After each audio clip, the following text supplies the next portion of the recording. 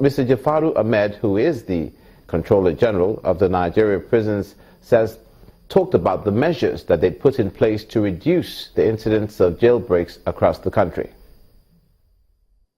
Attempts have been made to rehabilitate some of them, and in 2016 budget, federal government has made enough provision for the prison service to rehabilitate most of its structures across board, and this will be an ongoing program, and we'll continue with that kind of rehabilitation. Second, we have also identified the issue of laxity on the part of the staff, and a series of circulars and interventions and the punishment that is meted to those in whose places we have had some kind of escapes. I would call them jailbreak by escapes. We have dismissed over 23 and about 11 are on suspension. This has made people to sit up.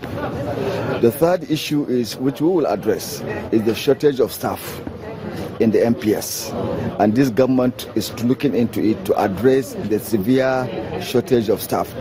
But as an interim measure, the Nigerian Prison Service has collapsed its shifts from 3 to 2 shifts so that there will be enough staff to do work at any given time. Fight seems to be coming in the way of workers of 16 local governments in Kwara State who've been agitating over unpaid salaries. That's coming from assurances from the state government to assist the local councils to cushion the financial burden of the local government administrators. This has been the situation in most states across the country. Workers protesting for one reason or the other. Only recently, workers from the 16 local government areas of Kwara State took to the streets because of non-payments of their salaries.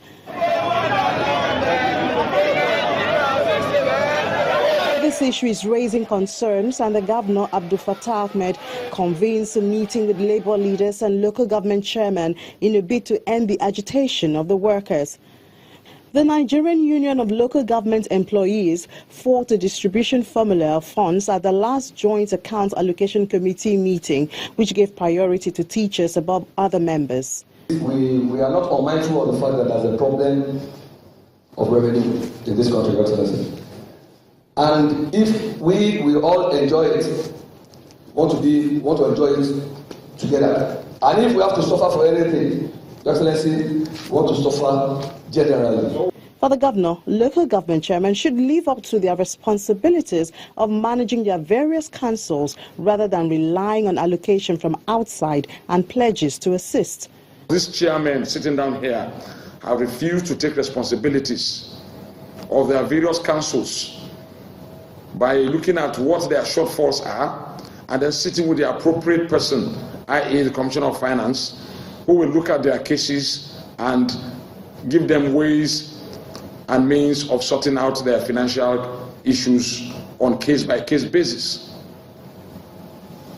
But what we can do is, when you come to us on case-by-case basis, we'll look at your case, we'll review it, and try to create a way forward.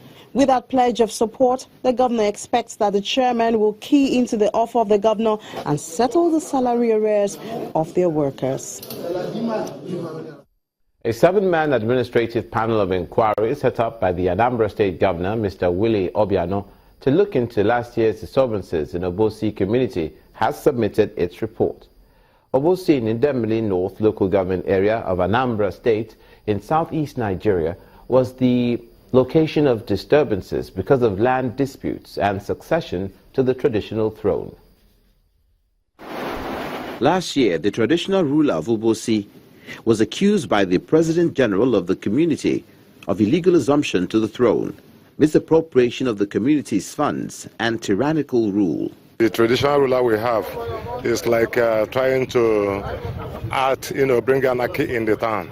And I'm trying to resist it because if you allow such a thing to happen, his reign will be like Idi Amin reign.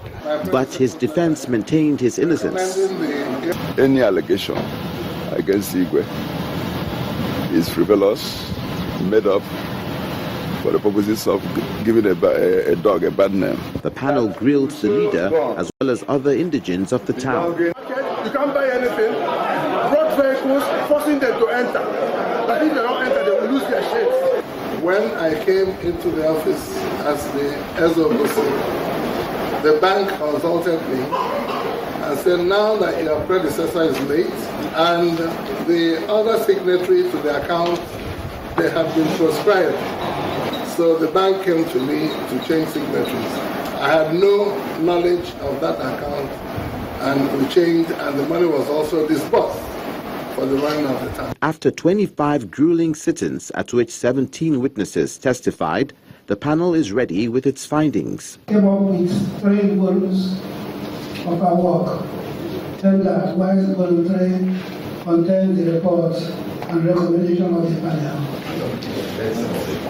Governor Obiano receives the 3 volumes, results of the panel's work.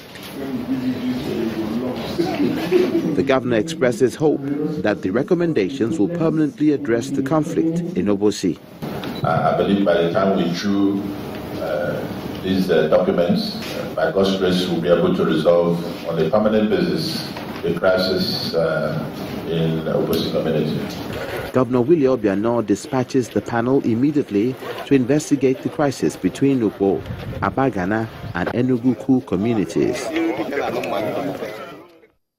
Also in the southeast, but now to the current economic recession the country is facing. The Imo State government is working with the Kebbi State government in agricultural development. Governor Rochester Okorocha disclosed this at an executive meeting at the government house in Owerri, Imo State in southeast Nigeria. He says the partnership will be majorly in rice production. Delegates from Kebbi State Government House are in Owerri, the Imo State capital, meeting with Governor Rochester Okorocha and members of the Nigeria Labour Congress to deliberate on possibilities of both states working together to enhance rice production in Imo State. Governor Okorocha says the state government is more determined than ever to deploy all machineries to ensure the partnership is sustained for the people's benefit, as agriculture is the way forward to feed the people. Now, I'm requesting the government of Kebbi to send me 6 tellers of rice, just for people to see what the state can do. And this is why we emphasized that we must go down to the basics. We must go down to agriculture. There's nothing better we can do now to feed our people than agriculture, because a nation that cannot feed the citizens is a failed nation. A father that cannot feed his children is a failed father. So we must go after agriculture. And I'm happy that Labour is here with this discussion and hearing from the horse's mouth the opportunities that exist in Imo State when it comes to agriculture. We don't have an mass, but we have what other people do not have. Is the quality of our soil, the nature of our soil, and the natural supply of water. The representatives from Kebbi State, which has a success story in rice production, believe it could also be viable in Imo State, which they believe has capacity to be one of Africa's largest producers of rice. In that intervention, we started with 70,000 farmers. We are now going to 300,000 farmers. That covers rent and cook of the youth, the elders, and everybody. I'm telling you, if you tell a Kebbian to come to the east, he will tell you no. We have gone and we are thinking to that God. Your Excellency, what are you doing more? With your political will and determination, I am saying you will pass Kebbi in the next 1 year. If concretized, the proposed partnership is expected to benefit citizens in the face of the country's latest economic challenges.